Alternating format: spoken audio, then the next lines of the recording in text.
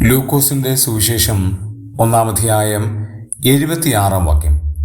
നീയോ പൈതലേ, അത്യുന്നതന്റെ പ്രവാചകൻ എന്ന് വിളിക്കപ്പെടും. കർത്താവായ യേശുക്രിസ്തുവിന് വഴിയൊരുക്കുവാൻ വന്ന യോഹന്നാൻ സ്നാപകൻ എന്ന വ്യക്തിയെക്കുറിച്ച് അവൻ പൈതലായിരിക്കുമ്പോൾ ബാല്യകാലത്തിൽ ദൈവത്തിൻ്റെ ദൂത് തനിക്ക് അറിയിക്കപ്പെടുന്നതാണ് നാം ഇവിടെ വായിച്ചത്. അതിലെ ഒരു പദശകലം വളരെ ചിന്തനീയമാണ്. അത്യുന്നതന്റെ പ്രവാചകൻ എന്ന് വിളിക്കപ്പെടും.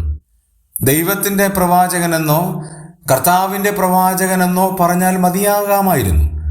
പക്ഷേ ദൈവത്തിൻ്റെ പരിശുദ്ധാത്മാവ് ഉപയോഗിച്ചിരിക്കുന്നത് അത്യുന്നതന്റെ പ്രവാചകൻ എന്നറിയപ്പെടും. അത്യുന്നതന്റെ പ്രവാചകന് വളരെ പ്രത്യേകതയുണ്ട്.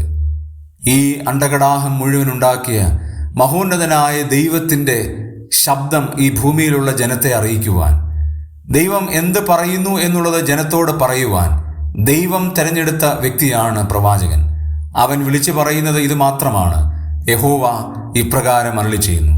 യഹോവയുടെ അരുളപ്പാടാണിത്, അതല്ലാതെ വേറെ ഒന്നും പറയുന്നില്ല. അങ്ങനെ യഹോവയുടെ അരുളപ്പാട് അറിയിക്കുന്ന അത്യുന്നതന്റെ പ്രവാചകനായി യോഹന്നാൻ അറിയപ്പെട്ടു എന്ന് വരികിൽ എത്ര ഭാഗ്യകരമായ കാര്യമാണ്. കർത്താവ് നമ്മെയും തെരഞ്ഞെടുത്ത് ദൈവത്തിൻ്റെ കൃപ നൽകി എന്നുള്ളത് എത്ര സ്തോത്രത്തിനായുള്ള കാര്യമാണ്. ഈ കാര്യങ്ങൾ ഓർത്ത് മഹോന്നതനായ ദൈവത്തെ നമുക്ക് സ്തുതിക്കാം.